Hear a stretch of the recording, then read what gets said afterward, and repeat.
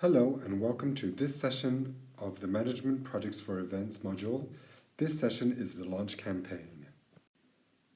By the end of this video, you should be able to explain what is needed for a successful campaign, understand the different steps for developing a good communication campaign, and creating this launch campaign with a plan focusing on communication and promotion.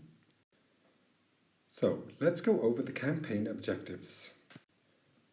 The first objective of the launch campaign is to communicate your positioning with messages, words, or images. We then need to create demand, so the second objective of the launch campaign is to attract your target market for the event. At the same time that you are creating an event, you are creating a brand. So the third objective of the launch campaign could start creating the brand awareness with its logo, the motto, and what you are representing. You're showcasing your name and you're letting people know that your event is coming. And then we have to have our launch mission. The three parts of the launch mission are to communicate your positioning, to create demand, and to create brand awareness. As a reminder, let's take a look at the 4 P's. The product you have created already, the event, is the first P. You did this in the first part of your management project. The launch campaign will include the other 3 P's. The place where I sell my product, the distribution channels, the price, the room rate, and of course, the focus of the launch campaign is on the promotion or the communication. A good idea now is to go back to your coursework 1.1 and review your positioning statement. Answer these 4 questions. Does it offer a benefit that my target audience really wants? Is it an honest-to-goodness benefit? Does it truly separate me from my competition? And is it unique? When you understand who you are, the positioning statement is the first steps of doing that. And with this now, you can create your launch campaign. Let's start with communication. In your report, the launch strategy should take a few paragraphs. What message do you want to be communicated?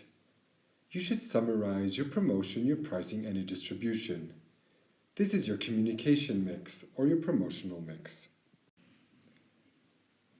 To be able to develop a good communication, we will follow these 4 steps. We will identify the objectives. We will identify the target audience and what they need. We will design the message for them through the right distribution channels. But how do we design these campaign objectives? An excellent model to follow is called the EADA model: awareness, interest, desire, and action. Awareness can also sometimes be translated into attention. Interest also as knowledge, desire as feeling and like, and action as purchase. The following video gives a good example of how these 4 parts of the EADA model work.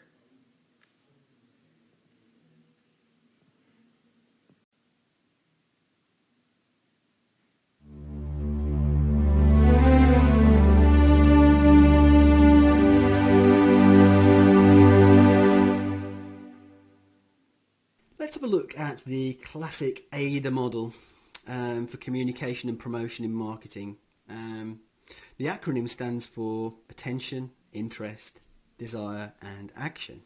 And they represent the levels and stages of consumer involvement in the communication process. The model is generally used in marketing communications and consumer behaviour. However, in this instance, we're going to apply it to general communications inside and outside of our organisation. Let's look at each individual stage as we communicate with internal and external customers. Attention. Here, the communicator first gains the attention of the target recipient, and businesses don't tend to sell anything if their distributors or consumers don't know about the product or the services on offer. Let's face it. Interest. Simply knowing about the brand rarely gets you a sale. The next stage is to generate interest in the product. This might be a TV commercial or a social media message. It depends very much on your target recipient. Desire. Potential customers might like a product or service before they actually buy it. Brand owners will build a need and desire in the consumer before they actually push them to the point of purchase. You may desire a Porsche when you are wealthy, but it's not until you actually have the means to buy the final purchase becomes possible. Action. This is the point where the consumer actually purchases the product. Any communication at this point will be to close the final sale and persuade the consumer to make the final purchase decision, having moved along the continuum of behaviour. So as you can see from this example, the communication will change the purpose and nature of the format and mode of communication at each individual point.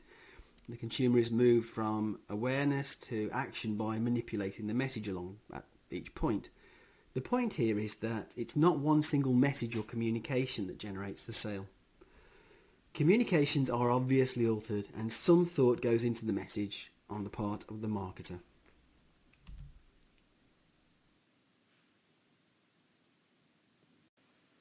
So as mentioned on the AIDA model, we're trying to get a direct response, which is one of the main objectives. We want the customer to buy the ticket, to buy the booth. The second objective is to raise awareness about your brand and to communicate your unique selling points. So after we have identified our campaign objectives, next we have to identify our target audience. You have done this in part 1.1, and now you have to make your campaign appeal to them. So with a direct response, it aims for a more targeted response. With a brand building, it casts a wide demographic net. Once you have identified that target audience, you have to design the message. Here are some ways in which you can design your message. What is your unique selling point? Is it the low cost or the specialization? Could it be your location? Maybe an amazing service. Let's take a look, for example, at the message of this Air France ad. It is selling the business class, and by putting the picture on the pool, what is it communicating? If you travel with us in business class, you will feel as if you were already at your destination on the poolside having a great time. Once you have managed to design your message to the right audience, you need to let them know. So you need to select your communication channels. There are many communication channels. You could have advertising, which could be printed media, or radio or television. Remember that TV advertising is very expensive and usually for very large events. The radio is more for local markets. Billboards are great for customer walk-ins. Advertising is expensive in general, and there is an oversupply of advertising, so how do you make yours stand out? We have to then sell our tickets. How will you do it? Of course, it depends on how your target market is used to buying tickets in your region. Are you going to do direct selling? Are you going to use websites and online distributions? Or are you going to use retail outlets? At the same time, you're looking at the fourth P, which is the price. According to your costs and your competition, or even the economic situation, you are defining the ticket price or the booth price or whatever other price you need to sell at your event. So we have gone over a lot of different things, from the communication to the creating awareness, using the different models to do the 3 other P's in the launch campaign. Now it's time to create a launch plan. The launch plan, as the one shown here, is everything that you will be doing related to marketing and promotion that will help you sell your event. The top line with the -12 to the 0 would be the days or months adding up to your event. The different sections are based on the different tools. How you're going to do advertising. Maybe you're using magazine advertising. It will start in month -7 and go to month -2. The trade shows, you are identify different trade shows that you will be participating to sell your event. You will also be launching maybe a website, and this will happen on month -9. This plan is very, very important for your launch campaign because it tells you exactly what is happening when. This concludes the first part of your exercise and preparation for class. You will need a code for your next part, the step 2.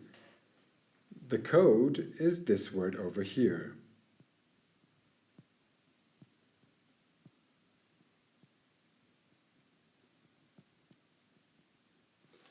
Thanks.